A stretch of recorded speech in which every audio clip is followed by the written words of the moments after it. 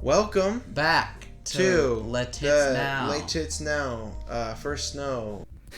First snow? More like seventh snow, am I right? You know, because it's the 7th episode.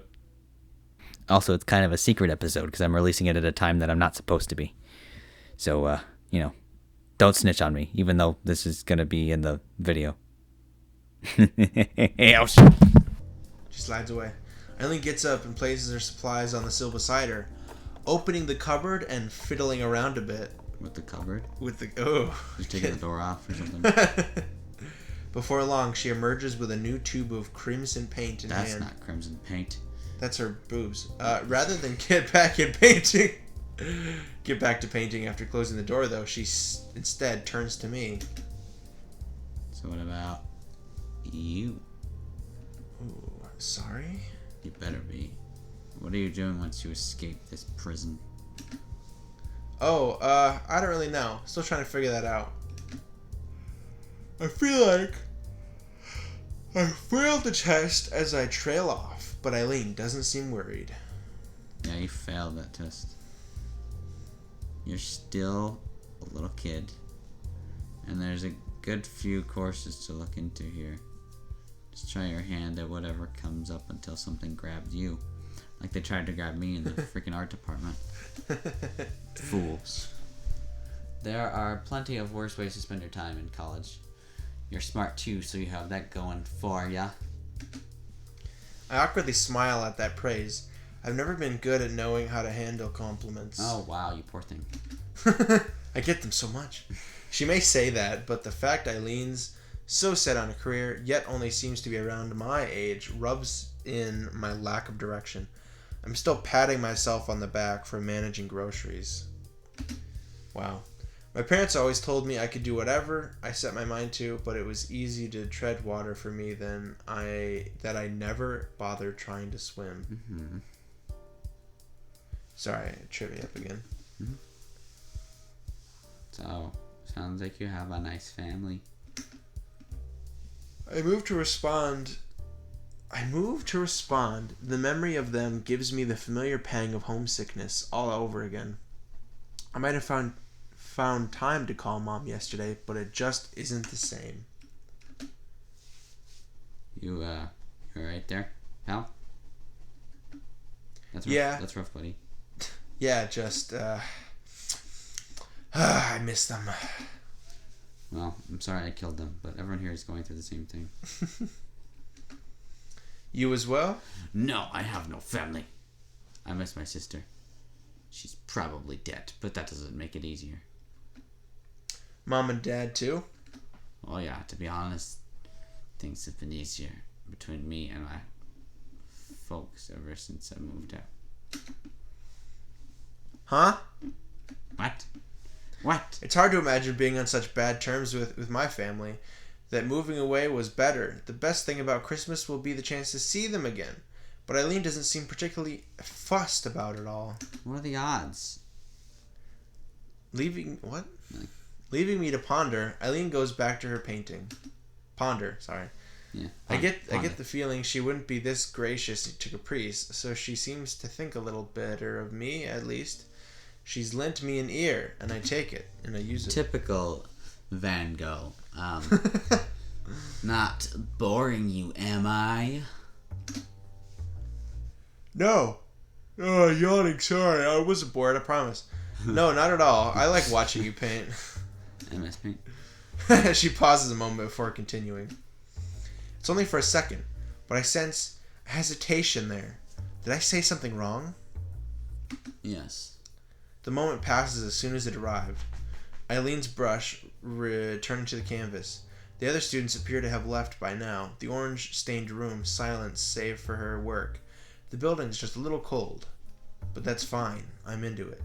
As the minutes roll by, I end up watching her for a while as I swing my legs. Okay, I almost forget I came here to actually draw. But that doesn't matter. Watching her painting slowly progress is more than enough. Every so often, she mixes up a dab of this paint and that on the wooden palette beside her. The side of a hip, is that what it says? Yeah. Is traced out. Oh, yeah. The light bouncing off a waist-shaded or a flowing strand of hair detailed with the fine tip. I apologize. I was trying to fix my glasses, but I couldn't see anything. Oh, I guess it's fine. You guess? I guess. I can't help but admire her ability to set a goal and stay true to it, knowing exactly what she's working toward at this stage of her life. Mm-hmm. If only I had an ounce of the ambition Eileen has. I might go to a cafe nearby to grab a coffee. I'll be back in a bit. Tired? Tired of your bullshit. My bullshit? Sorry to distract you from your work. Oh man, I'm so sorry. Geez, am I still distracting you? I'm sorry. Glad for the company. Have fun. You're not even gonna offer to get her anything? Right? What a jerk. With that, I hop off the table and start toward the door. Oh, wait. Her voice stops me in my tracks, just as I was about to go. It'd be great if she decided to come as well. Oh, I'll make sure she comes as well. Oh, yeah. Could you grab me something too? Espresso? Straight? She's tipping her off. I'm not gay. I'll give you a gash when I'll you give come you some back. gash, bro. I'll give you some gas money when you come back. You know what gash is, right? Yeah. So much for that. At least she, wanted something though. Right. Yeah. It's better than nothing. Right. She's teleporting again. She wakes up here. How did I get here? The cafeteria hums away as students talk amongst themselves, the room having mostly filled up by now. Gross. Just like my ass. The thought briefly passes my mind that winter must be great for business, given this being the closest place for cheap food during bad weather. Smears on the edges of the plate are all that remains of the mostly cooked pasta served today, so she never got her coffee. Oh well, that sucks. What's left of my accompanying soda bubbling away while I pass some time browsing this site and that. This porn website and that porn website. This bird porn website. That's creepy. As I read, a shadow suddenly looms over this other side of the table. Looking up from my phone reveals a very familiar figure. Where's my coffee? I'm sorry. That was good. I'm also fixing everything. Of course, everything. I'm trying to fix everything. My life, my kids. Oh, you know how Getting your kids fixed? How are the wife and kids doing? Oh, man, I got them fixed. Yeah. For a very familiar figure. Eileen peers down as she stands at the opposite side of the table, a large plate of food steaming away in her hand. She's just got food in her hand. It's a steaming pile of shit. The fresh pasta sauce is strong enough to smell from here. She didn't digest it very well then. Is it okay to sit here? On my face? Yeah. Yes. Ah, sure. Raymond. I quickly set my phone down as she takes a seat and arranges her tray on the table, happy that she'd choose to sit with me. She's so happy she chose to sit with you? What the hell? A glance around to see if anyone's with her makes me realize why she probably chose to sit here. The cafeteria is practically full, and this is simply the nearest table with space available. Yeah. That's most gotta likely. be it. That's gotta be. She doesn't like you or anything. No. About to take her first gulp of food. Ugh! That's the sound she makes when she gulps. eats. Yeah. Eileen's fork halts midair before saying something. Cold any better? Excuse me? What? I've never told her I had a cold. Any better? Any better? Yeah, clearing up now. Like what? my acne. Is the cold getting better? Good to hear. With that, she starts on her pasta and salad. Just like ravenously, like... Not even using utensils. As I take my phone to browse some more, and Eileen calmly eats the average at best cafeteria food. It feels as though there's no need to chat just to fill her ass. That silence between us is becoming more comfortable. That is, before I get a message. Dun dun dun. Flicking away the browser app, I take a quick look. Can't make dinner. Work sucks. Work sucks. I know. You were getting groceries yesterday, right? Anything in the fridge? Seconds tick by as I wait for a response, a sense of concern starting to take over. She may have passed away. Rose? Rose. Oh my gosh. Sorry. Rose. What? Work needs me. See you later. All I can do is sigh and slump down in my seat as I lay my phone on the table. Oh my god, how do you not know if there's anything in the fridge? Right. Eileen looks at me in puzzlement, her fork hovering near her mouth. Just like she has... She didn't... Yeah, please.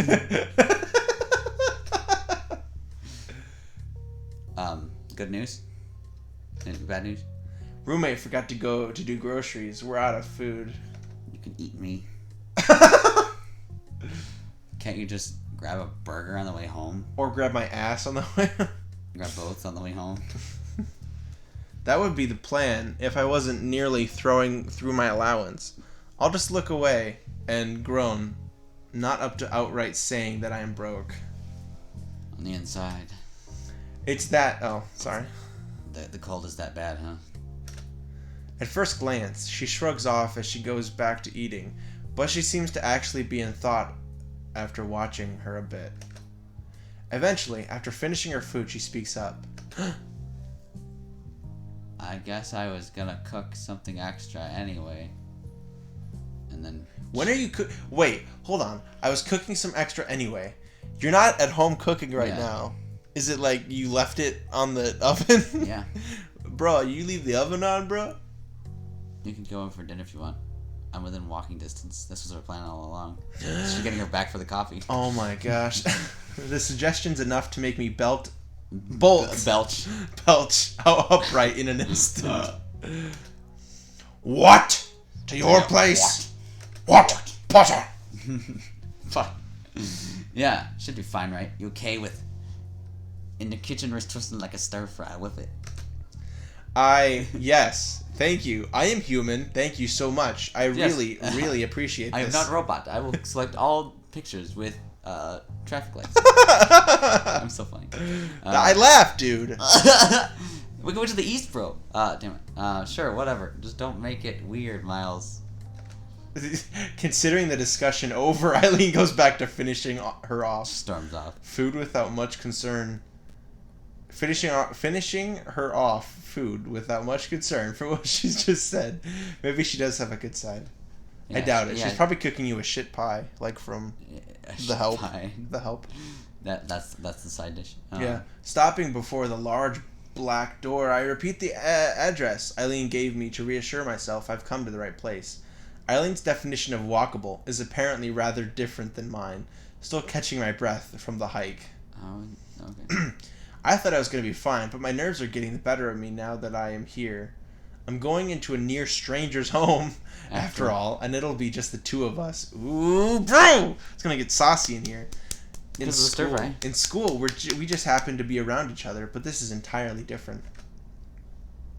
Glancing down the hall to make sure nobody's watching me awkwardly later, and what? Loiter around. I take a moment to appreciate how nice our apartment building is.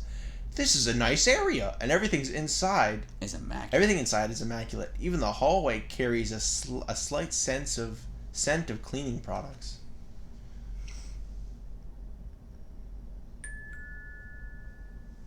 Out of excuses to stall any longer, I take a breath and gingerly press the doorbell. It's a muffled chime ringing out from behind the door. I run my hands through my hair one more time to make sure I look presentable as footsteps come to the door. Nice. The plain wooden door swings open, answered by Caprice. Not Eileen. Oh, evening. Before I can ask if I got the right apartment, he turns around. Allison's here. Wallace jerks his head around for me to follow. I obediently do so. What? Go ahead. Still too confused to get a word out. I was thinking like he was gonna be like, oh hi, walk inside and shut the door. Oh hi, bam. Eileen didn't mention he would be here. I didn't know how I feel about it. Maybe I should be relieved it's not just the two of us. I thought you'd want it to be just the two of you. Barely noticing the thud of the door closing behind me, I take a quick glance around her apartment as I place my coat on the counter. Do you think that Eileen's actually just his alter ego? Yeah, definitely. Yeah. Please record the counter. The first striking thing is how clean it is, with everything put neatly in its place. Then again, aside from a few paintings on the walls that are possibly her own, there's not much clutter around to clean up. The television, quite a decent size for students, sits on a cable news channel. Riveting as the economic situation report is, it's barely audible over the clacking rice cooker coming from the kitchen. I have a hard time reading it, okay? I'm sorry. As Wallace and I stride in... What's that face, though? Eileen comes... They're both, blind, apparently. I can't see. They can't see anything. Stride in, Eileen comes to her feet after having been on the couch. She lazily covers a deep yawn with her hand as she does. Hi. So you managed to find this place. Are you Welcome to my pretending home. to be Eileen? I guess. Yeah. I was yawning, Milz. Yeah, exactly. I introduced you to this guy as well, but it seems you two already were fucking out in the hallway. Wallace and I exchange a brief glance. Ooh, we did. Yeah, grabs or she grabs his balls. Just had a coffee together once. And the thing earlier in the hallway. While I did find his size intimidating at first, he seems a bit of a gentle giant figure now that I'm around him more. Looks like this isn't going to be dinner for just me and Eileen then. Really? I would never would have guessed. Yeah, me too. Taking one last glance about the inside of Her cabin. is as nice as the outside. From the meticulous cleanliness to the trendy furniture, her home looks more suited to a design magazine than a student's living area. She's rich. Your apartment's really nice. Thanks. I like to try and keep things organized.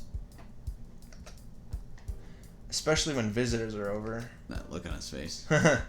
Eileen glares daggers at Wallace, but he doesn't pay any mind. The two seem to have a good handle on each other. Moving on. Wallace, just go watch TV or something while we get dinner sorted. Oh, okay. So now I have to help? Mm-hmm. Help get dinner? Can do. I can do. He's country. Thanks again for letting me have dinner with you. Don't get too comfortable. I'm going to make you work for your food. The video's over. Goodbye.